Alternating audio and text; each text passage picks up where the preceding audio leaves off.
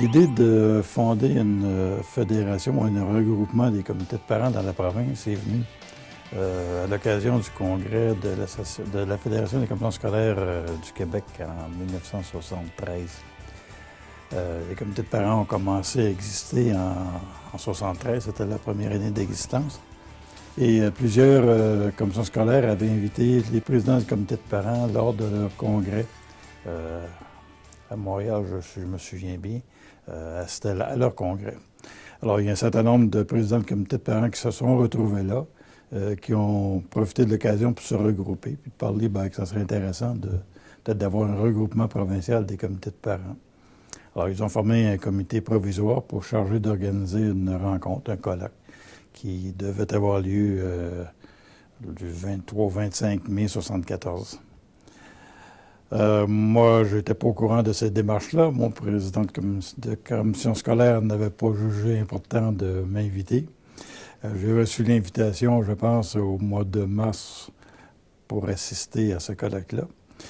J'en ai parlé à mon comité de parents qui était en désaccord avec le projet de règlement ou de fonctionnement qui était proposé.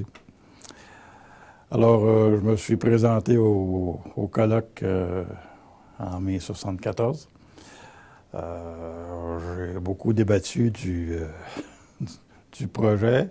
Il y a eu beaucoup de modifications qui ont été apportées. Et finalement, le lendemain, le dimanche matin, quand a eu lieu les élections, mon voisin qui était à côté de moi, avec qui nous avions discuté pas mal pendant le congrès, puis alors, on m'a demandé si ça m'intéressait d'être président. Bon, pourquoi pas? Alors, je me suis présenté, j'ai été élu. Les gens arrivent dans l'école, ils sont un peu désemparés face à l'école, face au directeur qui connaît tout, puis les enseignants également. Alors, ils se sentent quand même un peu perdus. Et en 1972, quand les comités de parents arrivent face à la commission scolaire, c'est un employé de la commission scolaire qui agit comme secrétaire d'assemblée. Les services sont tous fournis par la commission scolaire.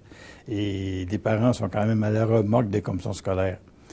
Alors, on a senti quand même qu'on avait besoin d'informations, de façon de vivre, de façon de fonctionner. Les gens ne savaient pas comment fonctionner en comité.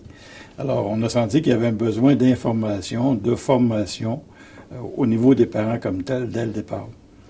Et puis, c'est sûr que les parents étaient là, on voulait aussi influencer les politiques qui gèrent l'éducation.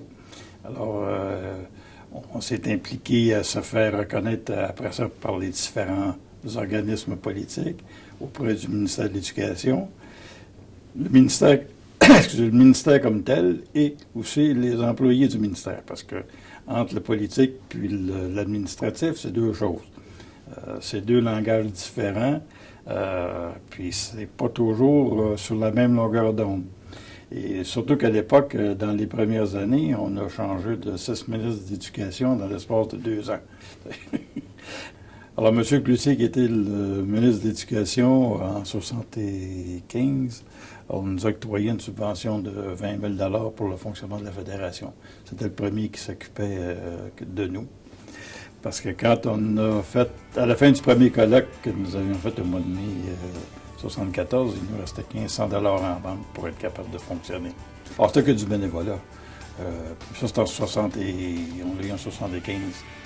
Alors, quand on est parti, on avait 1500 $ en banque pour être capable de fonctionner. Puis, on devait mettre en place des mécanismes de fonctionnement, créer toutes les structures de la fédération. C'était du bénévolat, on s'est promené, on s'est démené comme des diables dans l'eau bénite, comme on dit.